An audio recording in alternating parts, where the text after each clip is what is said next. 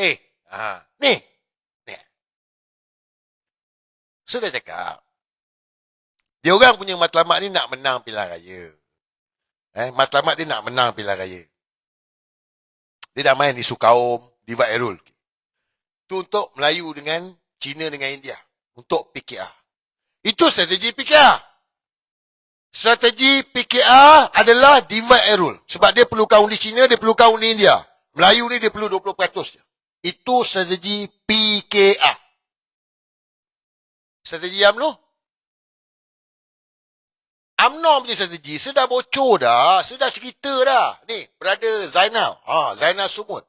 Ni. Kau tengok ni mulut aku ni. Mulut aku ni kalau aku cakap, fakta tau. Bukan macam kau, cerita kartun. Ni. Aku dah bagi tahu awal lah. Strategi UMNO, dia akan buat camouflage, letakkan orang muda sebagai calon. KJ akan dilihat sebagai prospek. Dan hari ni guys, kau kan nampak benda ni. Zahid akan letak jawatan nanti. Dia akan letak jawatan, Tok Mat akan memangku. So orang akan nampak, UMNO dah tak ada Zahid. Sebab hari ni majoriti orang tak nak Zahid. So dah nampak dah, Tok Mat tak ada dah. Tok Mat dah, sekarang Zahid dah tak ada dah. So yang bodoh-bodoh ni, ya betul lah, UMNO lah. Sekarang ni dah kena tukar lah, UMNO lah. Nampak? Itu strategi. Hari ni, laporan berita. Ni, Haji Zainal akan tengok ni. Ni baru betul cakap, bukan macam kau cakap merapu. Aku dah cerita awal lah. Dalam negara yang selama ini politiknya banyak dibentuk oleh kepentingan kaum dan agama, perubahan sedang menanti dan perubahan itu mungkin diterajui oleh Tengku Zafrul Aziz serta Khairi Jamaluddin. Penganalisis politik Mazlan Ali melihat dua figura ini tampil dengan imej sederhana, politik berasaskan hujah, fakta, penyampaian berkesan dan persaingan sehat bukannya retorik perkauman. Mazlan berkata daripada membawa Malaysia terjerumus dalam politik Nampak Dengar retorik perkauman. Dengar.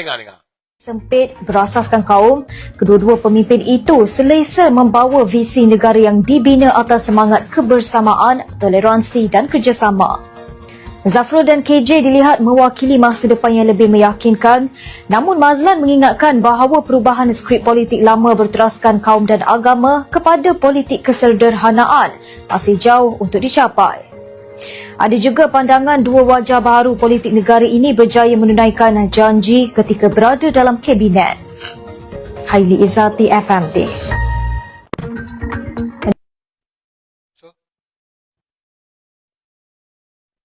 Betul tak saya cakap? Betul ke tak saya Ali cakap? Saya Ali dah cakap awal lah. Betul ke tak?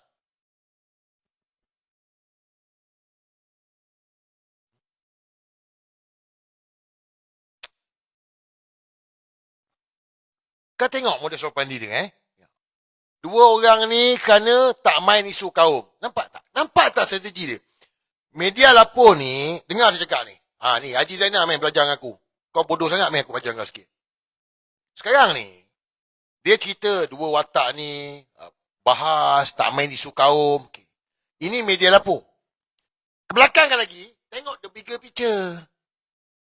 Tengok the bigger picture, KJ ni dengan siapa? Tengku Zafrul ni penasihat khas PMX. Takkanlah bodoh sangat kita ni tak nampak ni. Lepas tu, bermain politik kaum. Siapa yang main isu kaum? Dia orang yang main isu kaum. Ini ibarat macam mana? Good cop, bad cop. PKR main angle sekarang ni, divide and rule. Lepas tu dia tonjolkan ni. UMNO pula main watak. Okey, ni Melayu. Ni orang muda, KJ ni, Tengku Zafrul ni, brilliant. Dia orang tak main isu kaum. Guys, lama mana kita nak diperbodohkan lagi ni? Come on lah, bijak. Saya cakap ni kena bijak. Bukanlah saya cakap korang bodoh. Tapi dalam politik ni, school of politik. Ramai kita tak faham itu politik. Itu yang jadi bodoh tu, benar tu. Sebab tak faham, tak tahu.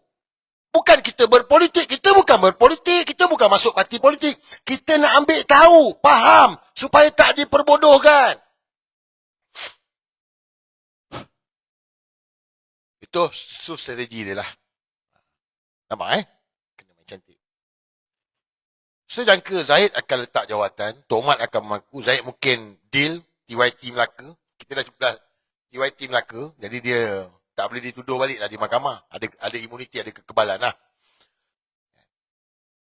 Itu strategi PKR tadi, strategi UMNO. Ini semua untuk pilihan raya, guys.